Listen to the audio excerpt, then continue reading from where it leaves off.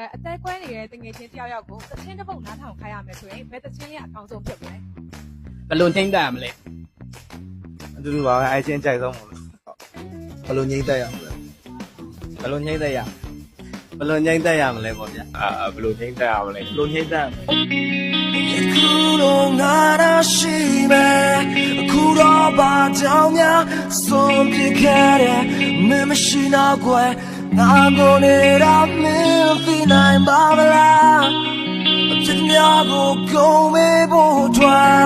စိတ်ကြောက်လို့မြင်ဖို့လုံလောက်တဲ့အားရှိတော့တဲ့ပြင်တရားတွေကိုချိန်မခံရင်ငါအထုံးရောက်ရှိတဲ့ကဘာအထုံးရောက်နေစားတဲ့ညတွေကိုပြန်ကြည့်အောင်ဘာလို့နေတကြောင်လဲငါ